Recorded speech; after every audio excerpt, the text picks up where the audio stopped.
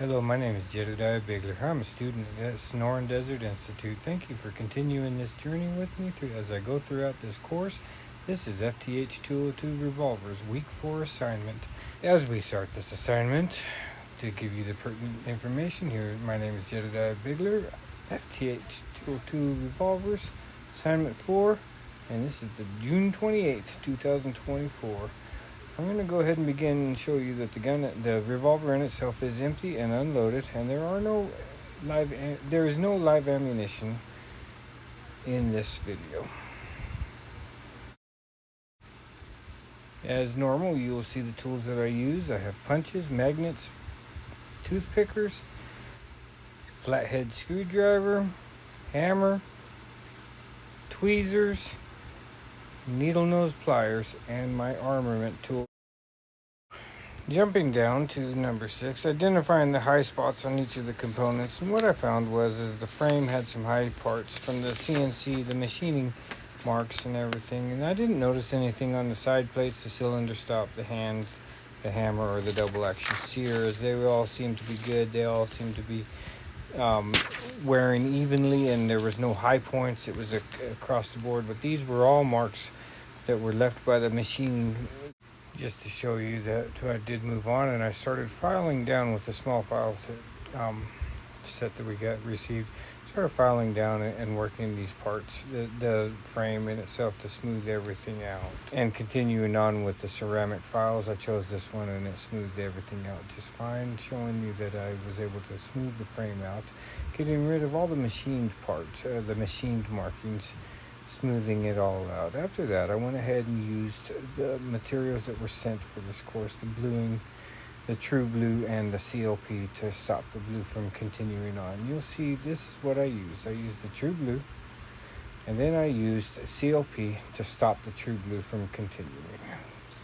So my thoughts on this process was not too bad.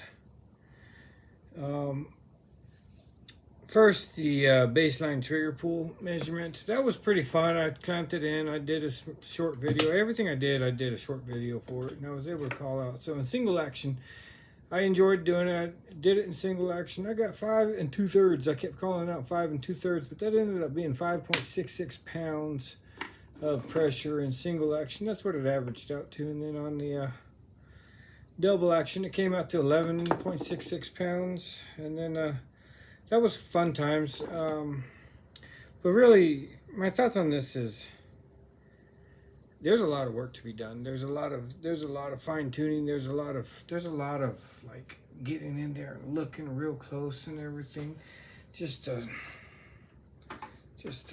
kind of get in there, get real close. I had to get my phone out to use the flashlight up top. Again, just to show you, this gun is cleared of all dummy rounds and no live ammunition to finish up the thing. I did do a cycle of operations, single action. I held on to that, giving it just enough pressure so that the cylinder wouldn't move beyond what it needed to.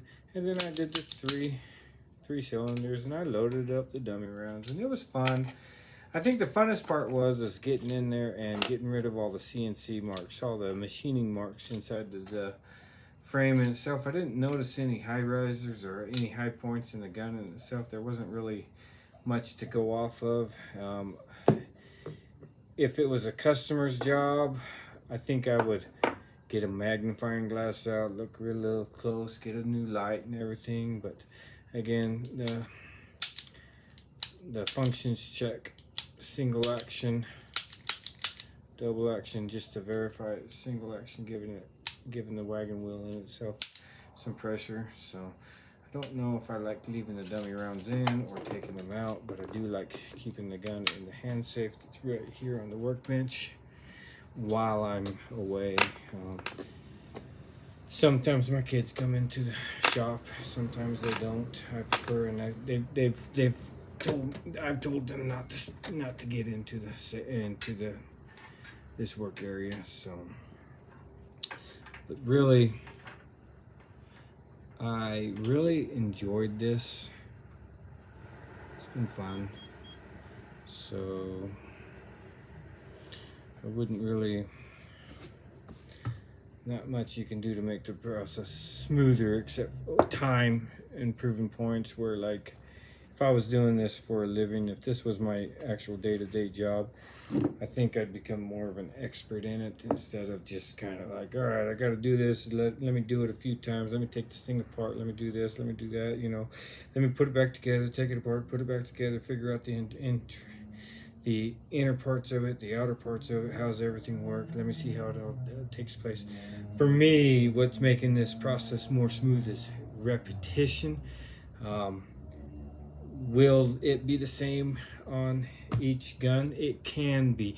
You know, changing a spark plug on a Ford 351 Windsor and a Chevy small block 350 small block, it's the same process with different procedures, if that makes sense. So slight differences. You know, is it a Smith and Wesson? Is it a Taurus? You know, is it a semi-automatic pistol or is it a revolver?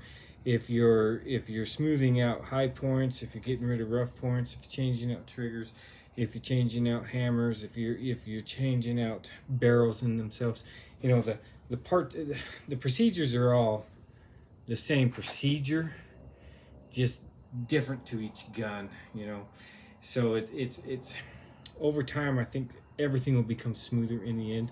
I now want to go back through and check out some of my guns that I've had before and see, all right, are there high points? Are there low points? Are there something? Are there just manufacturing imperfections that I can just fine tune and make work better? I look forward to that. Let's see if we can do this. I probably rambled on enough, but that's my assignment. Again, my name is Jed Bigler. This is FTH 202 Revolvers, week 4 assignment, and this is the 28th of June, 2024. Thank you.